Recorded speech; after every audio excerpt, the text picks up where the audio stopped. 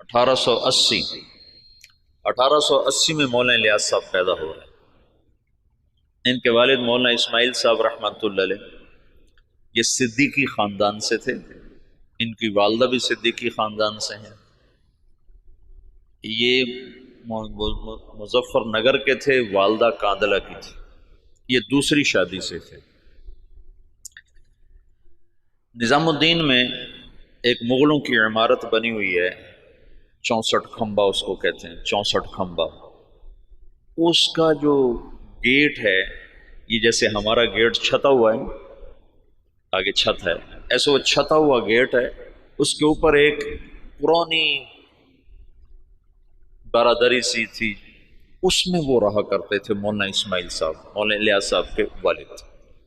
وہاں سے ہجرت کر کے آئے اور اس پرانی مسجد کو انہوں نے آباد کیا۔ یہاں وہ کیسے پہنچے؟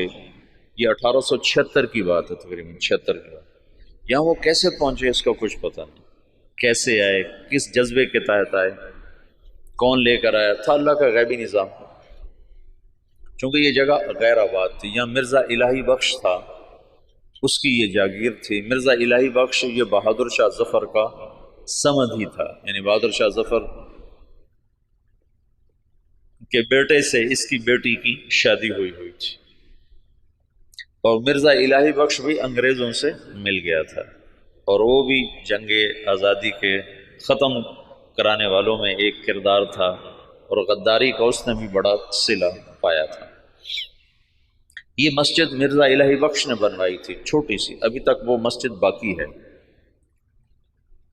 تو ایک دفعہ مولانا اسماعیل صاحب یہ باہر نکلے ڈھونڈنے کے کوئی آدمی ملیں تو ان کو مسجد میں لاؤں، کہ ویران جگہ تھی۔ تو کچھ لوگ جا رہے تھے دلی، یہ میوات سے پہلا تعارف ہونے لگا، تو ان سے پوچھا بھئی آپ لوگ کہاں جا رہے ہو؟ کہ جی دلی جا رہے ہیں مزدوری کرنا۔ تو انہوں نے کہا اگر میں مزدوری دے دوں تو میرے ساتھ چلو گے؟ کہاں تمہارے ساتھ چلو؟ ایک دن کی مزدوری 2 آنے تھی، 2 آنے۔ تو وہ 5-6 آدمیوں کو لے کر مسجد میں آ گئے اور ان کو وضو سکھایا، طہارت، نماز سکھا کر سارا دن اپنے ساتھ رکھا۔ پھر تعارف پہ پتہ چلا کہ یہ میواتی ہیں۔ میواتی کون ہیں؟ اس کے بارے میں مورخین کی رائے یہ ہے کہ یہ جو ہندوستان کی قدیم قومیں ہیں ان میں سے ہیں میواتی۔ ایک تو ہے نا آریہ نسل جو وسط ایشیا سے آئے اور انہوں نے پورے ہندوستانی خطے پر قبضہ کیا۔ آریہ نسل کے لوگ راجپوت اور جاٹ یہ کہلائے، اور ان کی اور کئی قسمیں بنی۔ جو لوگ یہاں قدیم آباد تھے ان میں سے ایک قوم میو بھی ہے، یہ ہندوستان کی قدیم آبائی آباد قوم ہے، اور یہ بہت مار دھاڑ والے اور بہت زیادہ لڑائی مار کٹائی والے، لوٹ مار ان کا پیشہ تھا، کوئی مہذب زندگی ان کی نہیں تھی۔ مولانا محمد اسماعیل صاحب رحمۃ اللہ علیہ نے سب سے پہلے ان کو اپنا گرویدہ بنایا، تو انہوں نے جا کر واپس کہا کہ آج تو بڑے آسان کام ملے، صرف اٹک بیٹک تھی، نماز اور منہ ہاتھ دھونا تھا اور دعانے مل گئے۔ بڑے سارے وہ حیران ہو گیا، بڑا اچھا کام ملا بھائی، کوئی مسئلہ ہی کوئی نہیں، نہ کوئی پتھر توڑے نہ کوئی وزن اٹھایا، اور کام ہمارا بڑا چوکھا چوکھا ہو گیا۔ یہ ابتدا ہے۔ مولانا الیاس صاحب رحمۃ اللہ علیہ، یہ مولانا اسماعیل صاحب کا جو دوسرا نکاح ہے یہ 1868 میں ہوا، دوسرا نکاح۔ مولانا الیاس صاحب رحمۃ اللہ علیہ سے پہلے مولانا یحییٰ صاحب پیدا ہوئے، اور پہلی بیوی سے مولانا محمد صاحب تھے، اور 1880 کے آس پاس میں مولانا الیاس صاحب پیدا ہوئے، اور 1898 میں مولانا اسماعیل صاحب کا انتقال ہو گیا، تو ان کی جگہ ان کے بڑے بیٹے مولانا محمد صاحب یہاں بیٹھے۔ 1918 میں ان کا بھی انتقال ہو گیا۔ مولانا الیاس صاحب رحمۃ اللہ علیہ کی 1912 میں شادی ہوئی، 1915 میں پہلا حج کیا اپنے شیخ مولانا خلیل احمد کے ساتھ، گنگوہ میں تعلیم حاصل کی۔ 1906 میں مولانا گنگوہی کا انتقال ہوا ہے، تو ان کے ہاں سے پھر یہ دارالعلوم دیوبند میں آ گئے، وہاں تعلیم مکمل فرمائی۔ پھر 1912 میں ان کی شادی ہوئی۔ 1915 میں پہلا حج مولانا خلیل احمد صاحب کے ساتھ تشریف لے گئے۔ اس وقت یہ سہارنپور میں پڑھاتے تھے، اپنے شیخ کے ساتھ پڑھاتے تھے۔ مولانا خلیل احمد صاحب رحمۃ اللہ علیہ وہیں رہ گئے، ہجرت کر کے گئے تھے، وہ واپس نہیں آئے۔ باقی حضرات واپس آئے نہیں، اس وقت نہیں، ساتھ ہی واپس آئے، بعد میں گئے۔ تو 1918 میں مولانا محمد صاحب کا انتقال ہوا، تو مولانا الیاس صاحب رحمۃ اللہ علیہ وہاں تشریف لائے، جنازے میں شرکت فرمائی۔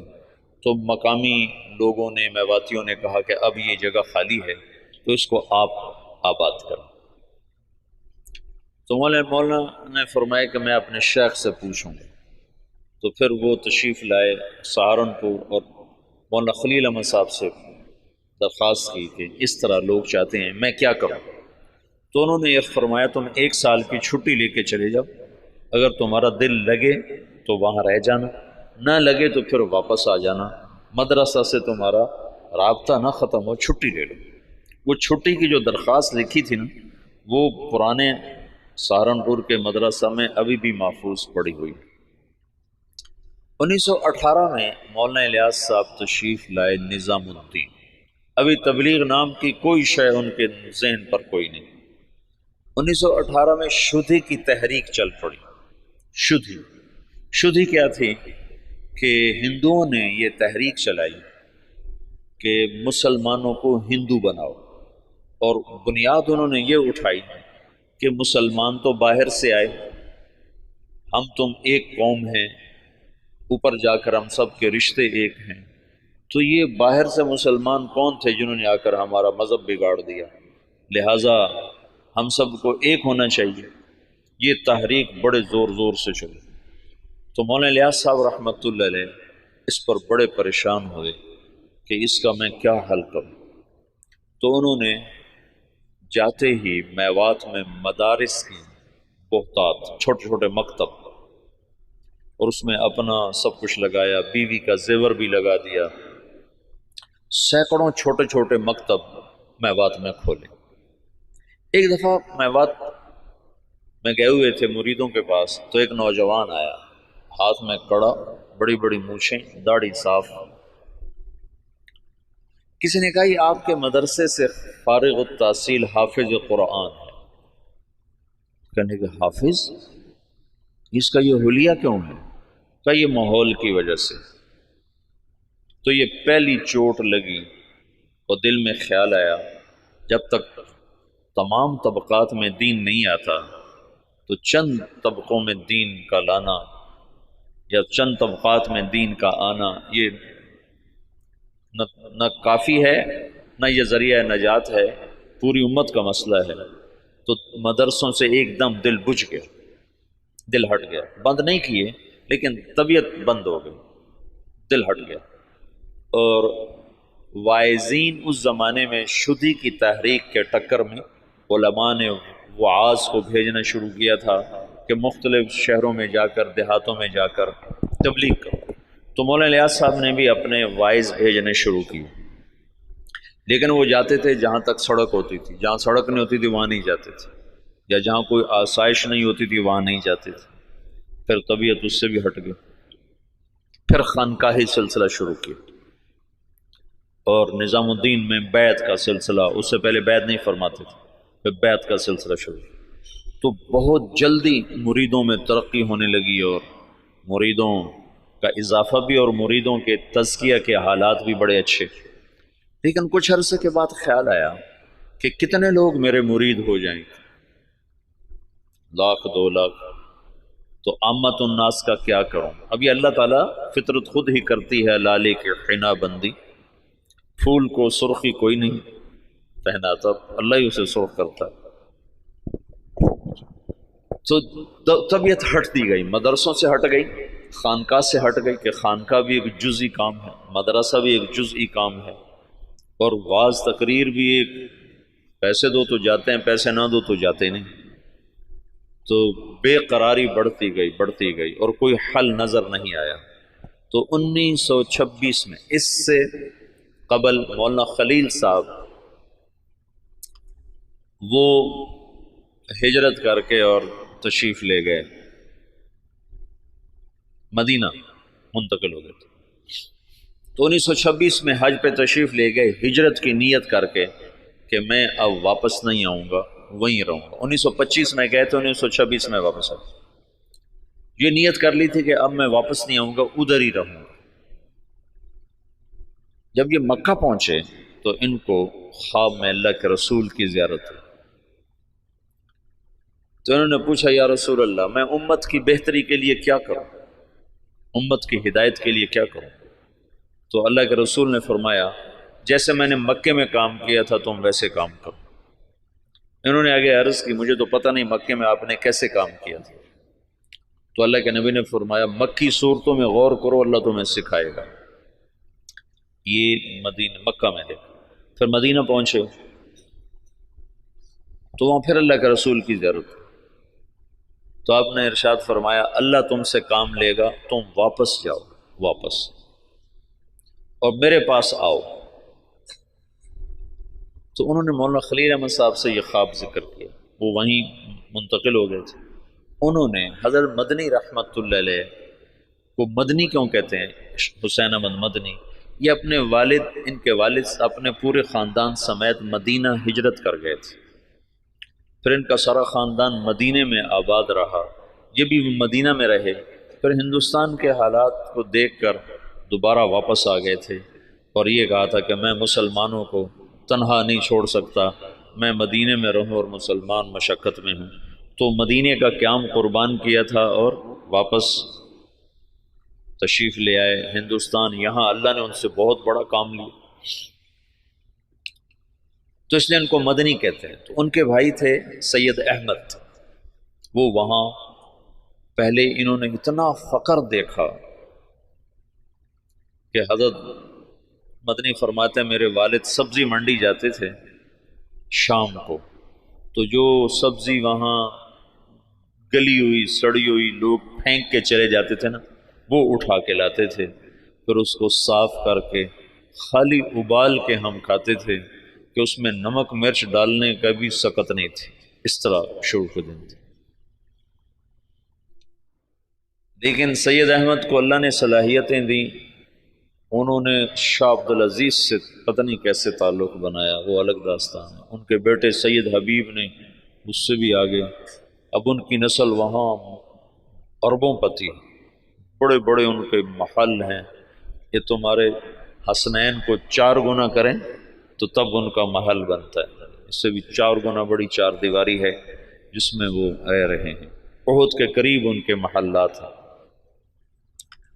تو انہوں نے سید احمد سے ذکر کیا، تو انہوں نے جو مسجد نبوی کے اس وقت منتظم تھے ناظم اعلیٰ، ان سے ذکر کیا، تو انہوں نے عشاء کے بعد جب مسجد بند کر دی تو مولانا الیاس صاحب کو بلا کر جالی کا دروازہ کھول کے اندر بھیج دی، تو اندر جالی اور روزے کے درمیان کوئی چاروں طرف دیوار ہے، دروازہ کوئی نہیں، یہ نور الدین زنگی نے اس کو چاروں طرف سے بند کروایا تھا اور نیچے سیسا پگھلا کے ڈالا تھا۔ جب وہ کچھ لوگ آ کر لاش نکالنے کا منصوبہ لے کر آئے تھے، 3 راتیں وہاں سوئے، 3 راتوں میں سارے کام کی یہ تو خود تو عقل سے تو آ نہیں سکتا، سارے کام کو سکھایا گیا، بتایا گیا، اور پھر یہ کہا گیا ہندوستان جاؤ اور جا کر عوام الناس میں کام کرو، علماء میں نہیں، ورنہ وہ مخالفت کریں گے، تو پھر یہ وہاں سے واپس تشریف لائے، 1926 میں پہنچے ہیں، اور پہلے علماء کو جمع کیا اور ان کے سامنے یہ بات رکھی کہ میں یوں کام کرنا چاہتا ہوں، تو کسی ایک نے بھی موافقت نہیں کی سوائے مولانا مدنی صاحب اور مفتی کفایت اللہ صاحب رحمۃ اللہ علیہ۔ ان 2 حضرات نے بات کو لیا اور سمجھا اور کہا کہ ہاں یہ تو دعوت والا کام ہے، لیکن یہ کرے گا کون؟ کہا یہ تو اللہ کرے گا، میرے ذمہ جہد ہے۔ پھر وہ بندہ فنا فی تبلیغ ہو گیا اور دیوانگی چھا گئی، دیوانگی۔ ایک دفعہ بیان کر رہے تھے، گرمیوں کے دن تھے، صحن میں 11 بج گئے، 11 فجر کے بعد شروع ہوئے، گرمیوں میں 11 بج گئے۔ تو ایک مواتی کھڑا کر کہنے لگا، بھائی نام دے دو ورنہ یہ مر جائے گا، بیچارہ مر جائے گا، نام دے دو۔ ایسی دیوانگی چھا گئی تھی، اور کوئی شکل نہیں، کوئی جانتا نہیں، اور آگے سامنے میواتی ہیں جن کو دین کی خبر ہی کوئی نہیں، کلمہ نماز کا نہیں پتا، تو دعوت کیسے دیں گے؟ 10 برس کی محنت کے بعد ایک جماعت چلے کی تیاری، 10 سال کے بعد، تو ان کو ہدایات دی، پھر ان کو روانہ کرتے کرتے 5 میل ان کے ساتھ پیدل چلتے گئے، پیدل چلتے گئے۔ مولانا سعید خان صاحب سے یہ بات میں نے بہت دفعہ سنی، جب ان کو رخصت کرنے لگے تو کہنے لگے کہاں جا رہے ہو؟ ان کا جی دلی جا رہے ہیں۔ کہنے لگے نہیں، لندن پہ چوٹ پڑ گئی، امریکہ پہ چوٹ پڑ گئی، ساری دنیا میں ہدایت کا فیصلہ ہو گیا۔ ایک دفعہ عبداللہ صاحب تشریف فرما تھے، کہنے لگے ہم 5-6 آدمی بیٹھے ہوتے تھے مولانا الیاس صاحب کے آگے، 6-7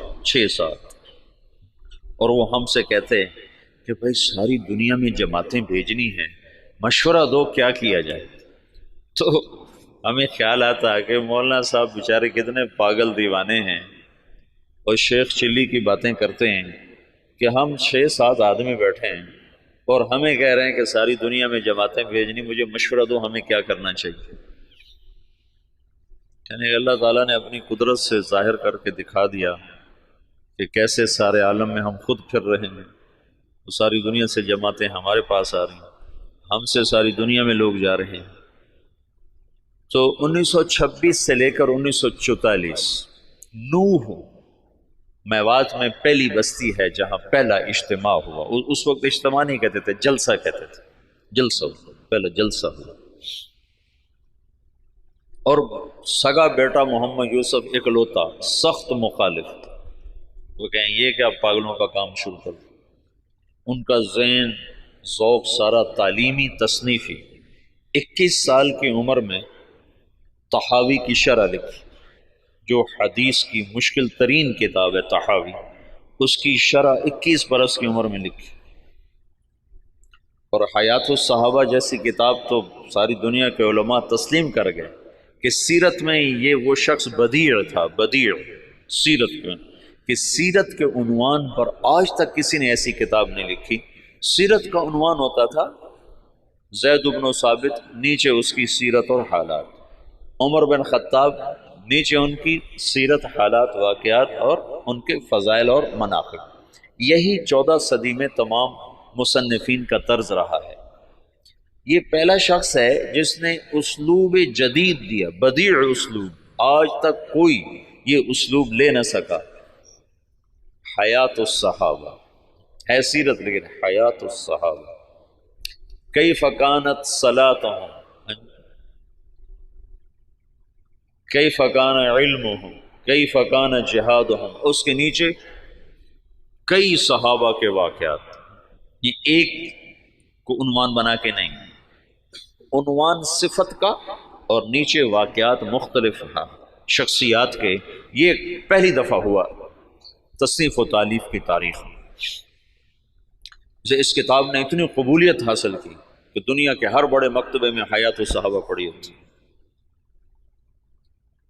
تو ان کا تو ذہن تھا سارا تعلیمی اور تصنیفی، وہ کہیں یہ میرے ابا کو ہو کیا گیا، ان کو اللہ کی طرف سے الہام ہو چکا تھا۔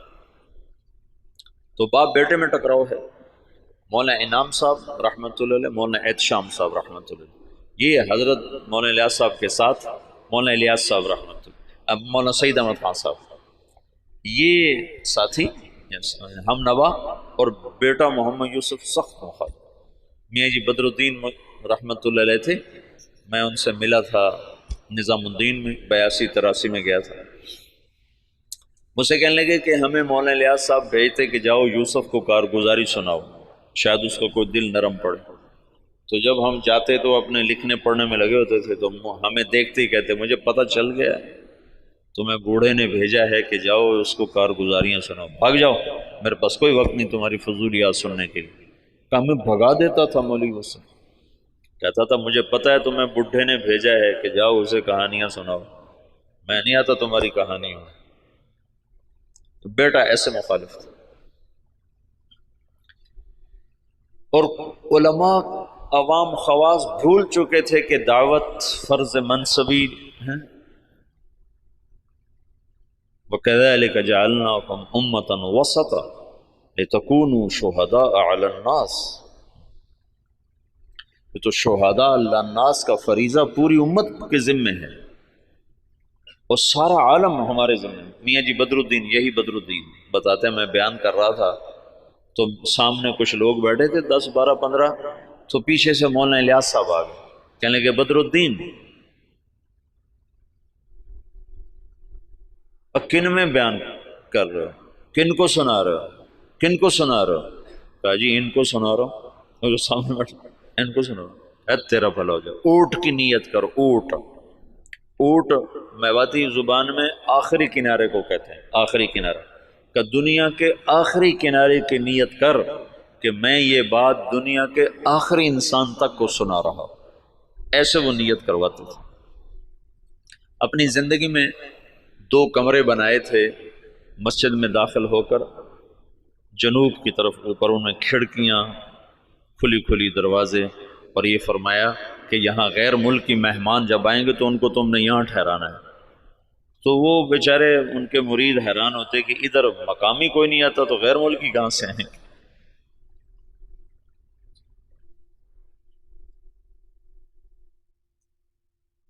میاں جی دین محمد تھے جو حضرت مولانا الیاس صاحب کے ابتدائی خدام میں تھے، اور جو جماعت مولانا الیاس صاحب نے حضرت تھانوی کے خانقاہ تھانہ بھون بھیجی تھی، اس میں وہ اس جماعت میں ان کی تشکیل تھی۔ وہ کہتے ایک دفعہ مجھ سے کہنے لگے کہ مولوی صاحب ہمیں حضرت جی کہتا تھا تم امریکہ جاؤ گے، امریکہ۔ تو ہم تو اتنے سیدھے سادے دیہاتی تھے کہ ہم یوں سمجھتے تھے امریکہ دلی سے آگے کسی شہر کا نام ہے، دلی سے آگے کسی شہر کا نام ہے جو ہمیں کہتا ہے کہ تم امریکہ جاؤ گے۔ یہ تو ہمیں بعد میں پتہ چلا وہ تو دنیا ہی اور ہے جہاں وہ کہتا تو تم جاؤ گے۔ تو جہاز کچھ نہ کچھ اس زمانے میں چل گئے تھے، تو کبھی اوپر سے کوئی جہاز گزرتا تو اس کو میواتی میں کہتے تھے اڑن کھٹولا۔ تو مولانا الیاس صاحب کہتے ان اڑن کھٹولوں میں تم تبلیغ کرنے جاؤ گے۔ تو ہم تو گدھوں پہ سوار ہونے والے تھے، ہم کہیں مولوی الیاس ہمارا مذاق اڑاتا ہے کہ ہم تو گدھوں پہ سوار ہونے والے، ہم اڑن کھٹولوں میں کہاں بیٹھیں گے؟ تو اللہ نے ان کو اڑن کھٹولوں میں بٹھایا۔ تو ابتدائی ادھر 1926 میں 1918 میں مولانا الیاس صاحب آ کر بیٹھے ہیں نظام الدین، اور 1918 میں برطانوی فوجیں مشرق وسطیٰ میں داخل ہوئی ہیں، اور 1919 میں شام فتح ہوا ہے۔ فرانسیسی فوجوں نے شام کو فتح کیا اور شام کو 3 حصوں میں تقسیم کر دیا۔ ایک کا نام سوریہ رکھا، ایک کا نام لبنان رکھا، اور ایک کا نام اردن کر دیا، اور شام کو 3 حصوں میں تقسیم کر دیا۔ اور 1926 میں اسرائیل کو بنانے کا منصوبہ مکمل ہو گیا کہ اسرائیل بنایا۔ ادھر 1926 میں دعوت کا کام چلا جس کا آخری سرا مہدی سے جا کے ملتا ہے، اور ادھر 1926 میں یہودیت کا کام چلا جس کا آخری سرا دجال کے ساتھ جا کر ملتا ہے۔ یہ آپس میں یہ تانے بانے میرے اپنے بنائے ہوئے ہیں، میں سنے نہیں ہیں، لیکن جو کچھ پڑھا ہے اس کے مطابق میں ایک ترتیب ذہن میں آئی کہ ادھر دعوت کا کام بھی ہدایت پر ختم ہو گیا۔ 1964 میں پہلی جماعت گئی جو گنڈا، 1964، 4 آدمی، اس میں ایک ابھی بھی زندہ ہیں، عبدالرشید صورتی صاحب جو کراچی کے امیر ہیں۔ تو کہنے لگے وہاں ایک بہت بڑے شیخ تھے، ان کی ہم گئے ملاقات کے لیے، تو ان کا بہت بڑا ہال کمرہ تھا، وہ مریدوں سے بھرا ہوا، اور ایسے مراقبے میں بیٹھے تھے، ایسے بالکل گردن ایسے جھکائی ہوئی تھی۔ ہم 4 آدمی کمرے میں داخل ہوئے، اور یہ پہلی جماعت ہے، آج تک کوئی کسی کو پتہ ہی نہیں کہ تبلیغی جماعت پاکستان میں کوئی نہیں جانتا تھا 1964 میں، باہر کون جانتا، اور یوگنڈا۔ تو جو ہی ہم اندر داخل ہوئے تو انہیں ایک دم سر اٹھایا، کہا مرحباً بجیش المہدی، مرحباً بجیش المہدی، مرحباً بجیش المہدی، 3 دفعہ انہوں نے اس کو دہرایا اور ہمارا بڑا زبردست اکرام کیا۔ تو دعوت کی انتہا وہاں جاتی ہے اور یہودیت کی انتہا دجال تک جاتی ہے۔ یہ دونوں طاقتیں جب ٹکرائیں گی تو اللہ دجالی فتنے کو ختم فرمائے گا اور ایمان اور ایمان والوں کو اللہ تعالیٰ عزت اور بلندی عطا فرمائے گا۔ یہ دونوں ایک وقت میں شروع ہوئی۔ 1926 میں جب ان کا اقتدار مستحکم ہو گیا تو انہوں نے یہ طے کیا کہ یہودیوں کو دوبارہ لا کے آباد کیا جائے اور یہاں ایک اسرائیلی یہودی ریاست بنائی جائے۔ سیہونی تحریک جس کو کہتے ہیں، سیہون ایک پہاڑ ہے جہاں داؤد علیہ السلام عبادت کیا کرتے تھے بقول ان لوگوں کے، تو سیہون کے نام سے سیہونی تحریک نے اپنا نظام چلایا تو اسرائیل وجود میں آیا۔ اس کا آخری سرا دجال کے ساتھ ملتا ہے، لد، باب و لد جو ان کا سب سے بڑا اڈا ہے جہاں دجال قتل ہوگا۔ تو اللہ تعالیٰ نے مولانا الیاس صاحب رحمۃ اللہ علیہ سے دعوت کو اس وقت اٹھایا جب دعوت کے نام کو جاننے والے علماء بھی نہیں تھے، وہ بھی اسے اوپرا سمجھتے تھے اور ان کے ہاں بھی اس پر انکار شدید تھا، لیکن اس بندے کے گشتوں نے آہستہ آہستہ آہستہ آہستہ فضا کو ہموار کرنا شروع کیا۔ پھر مولانا الیاس صاحب نے بڑے بڑے علماء کو بلایا کہ اب آپ کے میوات کا دورہ کرو، تو انہوں نے میوات میں دیکھا زندگی کو بدلا ہوا، حالات کو پلٹا کھایا ہوا، تو کچھ اعتراف زبانوں پہ آنے لگا۔ 1944 میں جب دنیا سے جا رہے تھے تو میوات میں صرف باقی نہیں، صرف میوات میں بہت اچھی فضا کام کی پیدا ہو چکی تھی، اور کچھ دہلی شہر میں۔ عبدالعاظ صاحب مولانا الیاس صاحب کی وفات سے 6 مہینے پہلے پہنچے ہیں نظام الدین، پھر اس کے بعد تبلیغ کے ہو کے رہ گئے، پھر ساری زندگی اور کوئی کام نہیں۔ مولانا الیاس صاحب کے اس وقت 6 ماہ باقی تھے، اور اس وقت وہ شدید بیمار تھے۔ جب عبدالعاظ صاحب کو پتہ چلا، یہ وہاں دلی میں نوکری کرتے تھے، ان کو پتہ چلا کہ نظام الدین میں کوئی بزرگ ہیں جو لوگوں کو نمازی بناتے ہیں۔ اس وقت یہ شروع میں ہم نے بھی ایسے ہی سنا کہ ایک تبلیغی جماعت ہے جو لوگوں کو نمازی بناتی ہے۔ تبلیغ کی گہرائی تو کیا زبردست چیز ہے۔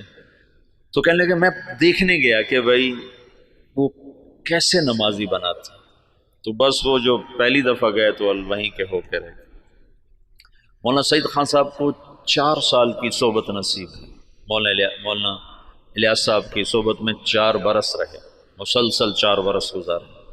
مولانا عبید اللہ صاحب رحمۃ اللہ علیہ وہ تو بہت پہلے فوت ہو گئے تھے، 1989 میں فوت ہو گئے تھے، تو ان کو بھی کافی لمبا عرصہ مولانا الیاس صاحب کی صحبت نصیب رہی۔ بیٹے مخالف تھے، تو 1944 میں جب مولانا الیاس صاحب کا انتقال ہونے لگا ہے تو انہوں نے مولوی یوسف صاحب کو بلا کر کہا بیٹا آجا مل لے میں جا رہا۔ وہ جو سینے سے لگایا اس میں نسبت اللہ نے منتقل فرما دی، اور مولانا یوسف صاحب نے فرمایا اپنے باپ کے مرنے سے 1 دن پہلے مجھے تبلیغ پہ 100 اعتراض تھے، 100 اعتراض۔ باپ کے مرنے کے بعد اللہ نے تبلیغ کا کام کھولا۔ مولانا الیاس صاحب تبلیغ کے کام کو اجمالی طور پر چھوڑ گئے تھے، مولانا یوسف صاحب نے اس کو کھولنا شروع کیا۔ دن میں 18 گھنٹے بولنے والا آدمی تھا، سوائے سونا اور نماز اور لکھنا، ان 3 اوقات کے علاوہ وہ شخص کی زبان بند نہیں ہوئی، مسلسل جیسے اللہ بلوا رہا تھا۔ بھرپور جوانی میں چلے گئے، 48 برس کی عمر میں انتقال فرمایا۔ 27 سال کی عمر میں امیر بنے، بالکل نوجوان بلکہ بچے۔ اور مولانا سعید خان صاحب رحمۃ اللہ علیہ فرمانے لگے مولوی یوسف ہمارے ساتھ اٹھتا بیٹھتا کھیلتا تھا، لیکن جب وہ امیر بنا تو آہستہ آہستہ اس کا روب ہمارے اوپر چھاتا چلا گیا، اور اپنی جہد اور قربانی سے ان کی ہیبت ہمارے دلوں پہ قائم ہو گئی۔ ایک دفعہ 3 گھنٹے بیان فرمائے اس حال میں کہ یہاں ایک پھوڑا تھا جس سے خون مسلسل رس رہا تھا، تو ایک آدمی پاس بیٹھا ہوا تھا، وہ یہاں رکھتا تھا کپڑا، جب وہ خون سے تر ہو جاتا تو وہ ہٹا لیتا، دوسرا رکھتا تھا، پھر وہ خون سے تر ہو جاتا، وہ ہٹا لیتا، پھر وہ تیسرا رکھتا تھا، اور وہ مسلسل بیان فرماتے۔ باپ والی کیفیت منتقل ہو گئی کہ مولانا الیاس صاحب کے یہاں پھوڑا نکلا ہے، پھوڑا، اس کو کٹ دینا تھا، کٹ دینے میں تکلیف ہونی تھی، تو مشورہ کر رہے تھے کہ اس کو کریں کیسے۔ تو مولانا الیاس صاحب کو پتہ چلا تو انہوں نے فرمایا ایسا کرو، کچھ میواتی میرے آگے بٹھا دو، پھر جو مرضی مجھ سے کر لیں۔ تو انہوں نے کچھ میواتی آگے بٹھائے، مولانا الیاس صاحب نے بیان کرنا شروع کر دیا اور ہاتھ یوں کر دیا، تو انہوں نے سارے ہاتھ کو کھرچ کھرچ کے صاف کیا، لیکن ان کا ہاتھ ایسے بھی نہیں ہوئے، وہ یوں بھی نہیں ہوئے۔ اس قدر انہماک اور فنائیت اللہ نے عطا فرما دی باپ بیٹا کو کہ اللہ نے ایک چیز کو وجود دینا تھا، ایک مدت ہوئی تھی، عوام اور خواص کے ذہن سے نکل گیا تھا، اور بس صرف اسلام کو ایک ہی شکل میں دیکھتے تھے کہ حکومت آئے گی تو اسلام آئے گا، حکومت آئے گی تو اسلام آئے گا، طاقت ہاتھ میں ہوگی تو اسلام آئے گا، ورنہ اسلام آ ہی نہیں سکتا۔ اور انقلاب کا مطلب صرف حکومت کی تبدیلی کو لے لیا تھا۔ بعض الفاظ ایسے ہیں جو اپنے اصل معنی سے نکل کر مجاز میں اتنے استعمال ہوئے ہیں کہ اصل معنی ویسے ہی ختم ہو کے رہ گیا۔ ان میں سے ایک انقلاب بھی ہے۔ انقلاب تو قلب سے ہے، قلب پر الف نون لگ کر باب انفعال بنا ہے۔ انقلاب ہے پلٹ جانا، دل کا پلٹ جانا۔ جب قلب سے ہے تو ادھر زیادہ جوڑ ہونا چاہیے، لیکن پھر کثرت استعمال ہوا انقلاب کا حکومت کے بدلنے پر، حالات کے انقلاب آ گیا، حکومت بدل گئی، انقلاب آ گیا، پیپل پارٹی آ گئی، انقلاب آ گیا، نون لیگ آ گئی، انقلاب آ گیا، قاف لیگ آ گئی۔ تو انقلاب جیسے برباد، وہ تو برباد ہو گیا۔ برباد، برباد کا کیا مطلب ہے؟ برباد کا مطلب ہے جس کا نقصان ہو جائے وہ تو برباد ہو، جس کا کوئی بہت بڑا حادثہ ہو جائے وہ تو برباد ہو گیا، جس کا کاروبار بیٹھ جائے وہ تو برباد ہو گیا۔ حالانکہ برباد یہ مرکب ہے، فارسی کا لفظ ہے، مرکب ہے۔ بر باد، بر باد، بر الگ ہے، باد الگ ہے۔ بر کہتے ہیں اوپر اور باد کہتے ہیں ہوا کو، تو بر باد کا مطلب ہے ہوا کے اوپر۔ یہ مطلب تمہیں معلوم تھا پہلے کبھی؟ یہ اپنے اصل مطلب میں کبھی استعمال ہی نہیں ہوا۔ بر باد، جس کی دکان بیٹھ جائے وہ ہوا میں اڑ رہا ہوتا ہے۔ یہ تو ایک تعبیر ہے کہ جیسے پتا ٹوٹتا ہے نا، پتا ٹوٹتا ہے پھر وہ ہوا کے رحم و کرم پر ہو جاتا ہے، اس کی کوئی منزل نہیں رہ جاتی نا، ہوا کے جھونکے جدھر لے جائیں وہ ادھر کو اس کی سمت ہو جاتی ہے۔ ایسی جو کسی نقصان میں حالات کی جکڑ میں آتا ہے تو اس کو کوئی رہ نہیں جاتا، اپنے بھی آنکھیں پھیر جاتے ہیں، خون بھی سفید ہو جاتے ہیں، تو وہ ایسے ہو جاتا ہے جیسے ہوا کے دوش پر کہ کوئی اس کا پرسان حال کوئی نہیں۔ تو اس لیے برباد کو وہاں سے یہاں ڈال دیا گیا۔ تو پچھلے 200 سال سے انقلاب کا لفظ بھی صرف اور صرف حکومت کی تبدیلی پر بولا جاتا ہے، حالانکہ انقلاب اصل معنی میں تو دل کا بدل جانا ہے۔ انقلب، دل بدل گیا۔ تو پچھلے 200 سال سے یہ ذہن بن گیا ہے کہ بغیر حکومت کے نہ دین آ سکتا ہے نہ حالات سدھر سکتے ہیں۔ مولانا الیاس صاحب نے اس کو رد کر کے دکھایا کہ نہیں، دین دعوت سے آتا ہے، حکومت سے نہیں آتا، اور دعوت تمام شعبوں کو زندہ کرنے کا واحد راستہ ہے۔ نبی جب آتا ہے تو سامنے کتنے شعبے ہیں جو بگڑے ہوئے ہوتے ہیں، وہ صرف دعوت کو زندہ کرتا ہے، شعبے خود زندہ ہو جاتے ہیں۔ جیسے صحت کو زندہ کر دیا جائے تو جسم کے سارے شعبے خود زندہ ہو جاتے ہیں، قوت کو بحال کر دیا جائے تو جسم کے سارے شعبے خود بخود بحال ہو جاتے ہیں۔ قوت بحال نہ ہو تو اس کو دوڑایا جائے تو بیچارہ کیسے دوڑے گا؟ کہ یہ جو امت ہے یہ اس بیمار بوڑھے گھوڑے کی طرح ہے، اس پر اسلام کہاں سے آئے؟ اس کی جوانی کو لوٹایا جائے گا تو اس پہ اسلام آئے گا۔ حکومت اسلام نہیں لا سکتی، ناممکن ہے۔ زیادہ زیادہ نماز پہ دکانیں بند کرا دے گی، تو کوئی بے وضو پڑھ لے تو پھر کیا کروں؟ میرے اپنے اسکول کا واقعہ نہیں تو میں سناتا ہوں، جب میں سنٹر ماڈل اسکول میں تھا تو خود میں نے بے وضو نمازیں پڑھی. طالب صاحب سردیوں کا زمانہ وضو کیڑا کرے, اللہ اکبر. طالب صاحب کی نماز, تو وہ عشاء کی نماز ہو رہی تھی اور میرے کمرے میرے برابر میں اس کا بستر تھا. جاوید نذیر اس لڑکے کا نام تھا, یہ مرید کے اچھے زمیندار گھر کا تھا. تو اس میرے پاس آ کر کھڑا ہوا اور اس نے آ کر 4 رکعت نماز عشاء کی نیت باندھی. 4 رکعت نماز عشاء واسطے طالب حسین دے, اللہ اکبر. حکومت ایسا اسلام لائے گی واسطے طالب حسین دے. جو ایسی نماز پڑھے گا وہ تو کافر ہو جائے گا, نہ پڑھے تو اس سے تو کافر نہیں ہوتا نا, لیکن اگر ایسا کرے گا تو اسلام سے نکل جائے گا. قوت کبھی, اس لیے تو کبھی نبی کو طاقت دے کے نہیں بھیجا گیا. بعد میں طاقت آئی اللہ, جو اللہ کے نبی کو حاصل ہوئی بعد میں ہوئی. پہلے تو فقیر بن کے کھڑے ہوئے کہ نہ کوئی مال کے لالچ میں کلمہ پڑھے, نہ کوئی تلوار کے خوف سے کلمہ پڑھے, صرف اللہ کے تاثر سے کلمہ دل میں اترے. تو چونکہ اسلام نے ایک عروج دیکھا تھا, تو جو ہمارے قائدین تھے وہ اس عروج کو تصور میں لے کر اعادہ عروج کی جہد کرتے رہے. وہ جو ذوف اسلام تھا اس کو دور کرنے کی کوشش ہی نہیں کی کہ انگریز کیوں آیا. مولانا حفظ الرحمان صاحب آئے سیوہاروی, یہ میاں جی دین محمد پاس بیٹھے ہوئے, مولانا الیاس صاحب, اور مولانا حفظ الرحمان آئے. حضرت دعا کریں انگریز نکل جائے. مولانا الیاس صاحب چپ بیٹھے. حضرت دعا کریں انگریز نکل جائے, چپ بیٹھے. حضرت دعا کریں انگریز نکل جائے. تو مولانا الیاس صاحب ایک دم جوش میں آئے, کہ کوئی لوگ تیار کر لیے ہیں جو انگریزوں کے بعد حکومت کو سنبھالیں گے. کوئی لوگ تیار کر لیے ہیں. وہ کہ چپ. کہ جو انگریزوں کے بعد آئیں گے وہ ان سے برے ہوں گے کہ انگریز ہمارے بزرگوں کے گناہ کی سزا میں آئے, اور جو موجود آئیں گے ہمارے گناہوں کی سزا میں آئیں گے. اور مجمع کو تیار کیے بغیر کام نہیں چلتا ہے. تو انگریز تو چلا گیا,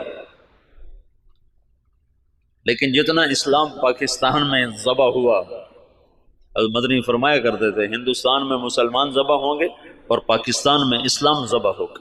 یہ مولانا الیاس صاحب نے پرانا سبق زندہ کیا کہ دعوت وہ واحد سبب ہے جس سے دین آتا ہے.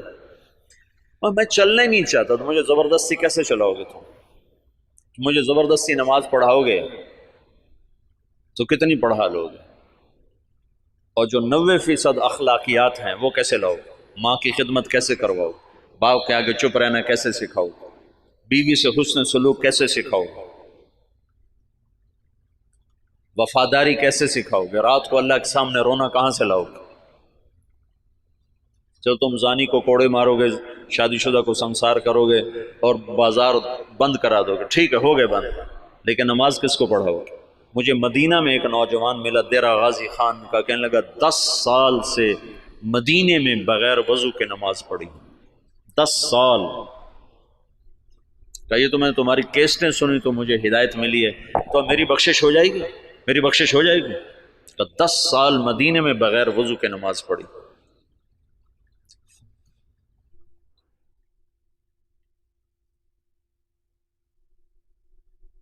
چونکہ اسلام کا سیاسی پس منظر 1000 برس سے زیادہ ہے, تو جب زوال آیا تو قائدین کا ذہن ادھر گیا کہ اس زوال کو دور کیا جائے, زوال دور کیا جائے اور مسلمانوں کو دوبارہ شان و شوکت پہ لایا جائے. لیکن اس زوال جس وجہ سے آیا تھا اسے دور کرنے کی کوشش کیے بغیر زوال کیسے دور ہوگا؟ جب 95% لوگ بے نمازی ہوں زوال کیسے دور ہوگا؟ جب 100% لوگ بد اخلاق ہوں, ماؤں سے بدتمیز ہوں, باپ کا گریبان پکڑیں, ترازو میں ناپ تول میں کمی کریں, خود جوئے کے اڈے چلائیں, زنا کے اڈے چلائیں, نشے کے اڈے چلائیں, تو ان میں کیسے دین کون لائے گا؟ تو جب اندر ایمان اترتا ہے تو پھر سارے شعبے زندہ ہو جاتے.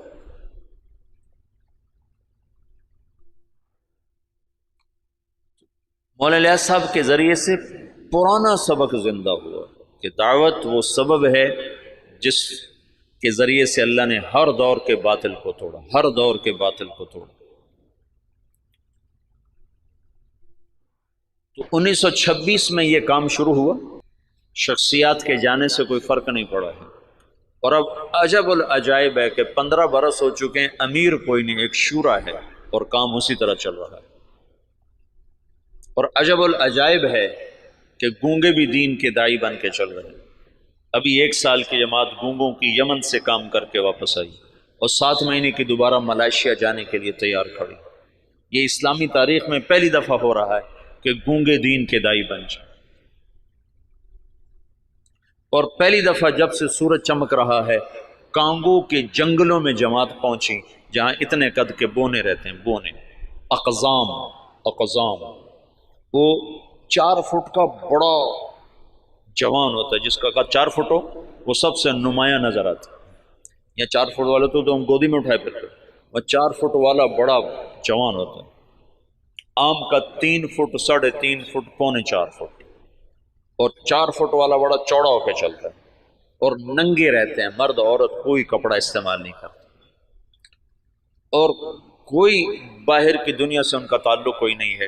سانپ کاٹے تو علاج ان کا جنگل میں موجود ہے، کانٹا چبھنے سے سانپ کے ڈسنے تک سارا علاج اپنے جنگل سے کرتے ہیں۔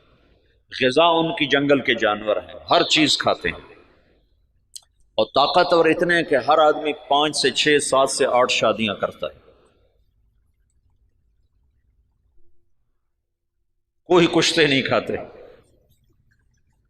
کتنے لوگ بیچاروں کے گردے ختم ہو گئے کشتوں کے چکر میں، گردے گنوا بیٹھے، گولی اندر تے دم جلندر چلا گیا۔ ان کو اللہ نے ایسی قدرتی طاقت دی ہوئی، اور جب سے وہ پیدا ہوئے انہوں نے اسلام کا نام نہیں سنا۔ آج سے 12 برس پہلے وہاں پہلی تبلیغی جماعت پہنچی، مالی سے جماعت بنی، مالی ہو گئے کانگو سے گئے جنگل، اور جنگل کے ترجمان ساتھ لیے، انہوں نے وہاں دعوت کا کام چلایا، تو 270 آدمی پہلی دفعہ مسلمان،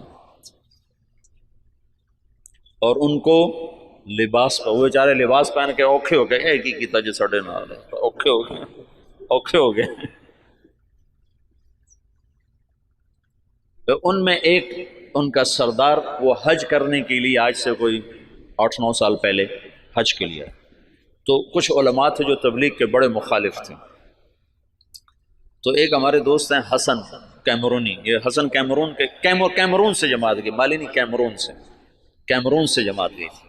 تو حسن کیمرونی ہے، وہ مدینہ میں پڑھے ہیں، پھر ریاض سے PhD کی ہے، بڑا فاضل آدمی ہے، وہیں رہتا ہے۔ تو اس نے مجھے یہ سارے حالات سنائے، وہ خود بھی اس میں شریک تھا، تو وہ اس بونے کو لے کر گئے ان علماء سے، تو ان کا تبلیغ والے یہ کرتے ہیں، تبلیغ والے یہ کرتے ہیں، یہ کرتے ہیں، یہ کرتے ہیں۔ ان کا یہ سب کچھ جو کرتے ہیں بالکل صحیح ہے، ان پر یہ سارے اعتراض ٹھیک ہیں، پر اس بونے کی کارگزاری سن لو کہ تبلیغ والے یہ بھی کرتے ہیں۔ جب انہوں نے سنے حالات تو وہ سارے رونے لگے اور کہنے لگے تبلیغ حق ہے، ہم نفس پرستی کا شکار، اور اب ان کی تعداد تقریباً کوئی 5000 کے قریب ہو چکی ہے، وہ 270 سے اب 5000 تک پہنچ چکے ہیں۔ جب یہ واحد تحریک ہے، پہلے خیر القرون کو چھوڑنے کے بعد، خیر القرون کا کوئی ٹکر نہیں، خیر القرون کے بعد یہ پہلی دفعہ دنیا میں ایسا ہوا ہے کہ کسی تحریک نے 6 بر اعظم کے مسلمانوں کو متاثر کیا۔ اس سے بڑی تحریک آج تک نہیں اٹھی، نہ اتنی شخصیتیں بہت بھاری بھاری اٹھ ہیں، ان کے سامنے مولانا الیاس صاحب کی شخصیت کوئی بڑی نہیں ہے، لیکن جو کام مولانا الیاس سے اللہ نے لیا ہے، یہ خیر القرون کے بعد کوئی ایسا کام نہیں کر سکتا جس میں اتنی وسعت ہو کہ وہ فیجی مشرق میں آخری کنارہ اور ہوائی مغرب میں آخری کنارہ، اور دونوں طرف سے لوگ سمٹ کے رائے میں پہنچ کے دین سیکھ رہے ہیں، یہ پہلی دفعہ دنیا میں ہے۔ ایک تو گونگے ہیں نا، چلو گونگا تو صبر کرتا، اسے آتا کچھ نہیں۔ مجھے کتنے لوگ ملے افریقہ سے آئے، 4 مہینے لگا رہے ہیں، اور ایک وہاں سے آیا ارجنٹائن سے 4 مہینے لگا رہا تھا، وہ اسپینش جانتا تھا، اور ہمارے پاس کوئی ترجمان نہیں تھا اسپینش زبان کا، پورے 4 مہینے بغیر ترجمان کے گزار کے چلا گیا۔ تم 4 دن گزار کے دکھا دو مولوی صاحبان، 5ویں دن تم نظر نہیں آؤ۔ 4 مہینے ایک لفظ نہیں سمجھا۔ میں نے ایک سے پوچھا، میں نے کہا تمہیں کیا فائدہ ہوتا ہے، تم سمجھ تو کچھ آتا نہیں، تو اس نے کہا ادھر اثر ہوتا ہے، ادھر اثر ہوتا ہے۔ تو میں یہ چاہتا ہوں تم تبلیغ میں بصیرت کے ساتھ چلو، میں یہ چاہتا ہوں تبلیغ کی عظمت تمہارے دل میں ہو۔ تھوڑی سی زندگی ہے، پتہ نہیں کب شام ہو جائے۔ میں تو موت کا ایک جھٹکا کھا چکا ہوں، دیکھ چکا ہوں کہ کتنی ناپائیدار زندگی ہے اور کتنی بے ثبات یہ دنیا ہے، اور کتنا دھوکے کا یہ جہان ہے کہ پتہ بھی نہیں چلتا اور وہ کیا۔ تو تھوڑی زندگی میں وہ کام کرو جس کا نفع تمہیں زیادہ ملے، جس کی واپسی تمہیں زیادہ ملے۔ تو تبلیغ کے سوا اس وقت کوئی میدان عمل میں ایسا عمل نہیں جس میں لگنے سے تم سارے عالم پر اثر انداز ہو جاؤ، ساری دنیا کے انسانوں تک تمہاری محنت کا اثر پہنچو۔ جبوتی جیسے غریب ملک میں آگے بھی اس سے بھی غریب علاقہ تھا تجرو، جہاں کشتی ڈوبی تھی، اس جنگل میں اجتماع ہوا، 3-4 ہزار کا مجمع جنگل میں جمع تھا۔ یا کتنے بڑے بڑے اشتہار لگتے ہیں، 300-400 سے زیادہ آدمی اکٹھا نہیں ہوتے، اور وہ جنگل، وہ ایک نکر اور ایک بنیان، یہ ان کا لباس تھا۔ 24 گھنٹے میں ایک وقت کھانا کھاتے۔ یہ جماعتیں جب جاتی ہیں نا تو ان کو دیکھ کے بڑے حیران، اچھا تم سارا دن کھاتے ہو، دن میں 3 دفعہ کھاتے ہو، 3 دفعہ کھاتے ہو۔ ان کو حیران ہو کر کہتے ہیں اتنا کھاتے ہو تم، بیمار نہیں ہوتے؟ بیمار تو ہوئے پڑے۔ غربت انتہا درجہ۔ میں ایسے ساحل سمندر پر تھا، میں ایسے گیا دیکھنے، تو سب کے وہ عصر کے بعد چائے پی رہے ہیں، چائے تو دیکھا وہ کالا کاوا پانی والا بغیر دودھ کے، ٹوٹی ہوئی پیالیاں، ٹوٹی ہوئی پرچیں، یہ ان کی بڑی عیاشی تھی کہ وہ سمندر کے کنارے چائے پی رہے تھے۔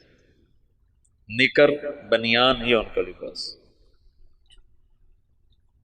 وہاں تبلیغ پہنچ گئی، کوئی جانتا نہیں محمد الیاس کون ہے، کوئی جانتا ہی نہیں محمد یوسف کون ہے، انعام الحسن کون ہے، عبد الوہاب کون ہے، محمد سعد کون ہے، لیکن تبلیغ وہ ایسے کر رہے ہیں کہ جیسے رائمنڈ میں ہو رہی ہے، جیسے پاکستان میں ہو رہے۔ خود جبوتی والے ان کی زبان نہیں سمجھتے، وہ اور زبان، پہاڑ کی کوئی جنگلی زبان بولتے۔ تبلیغ کے معجزات نظر آتے ہیں، نظر تبلیغ کی کرامت وہ نہیں جو چھپی شام کا ٹکڑا ملا، جو بڑے سلیقے والے، بڑے طریقے والے، بڑے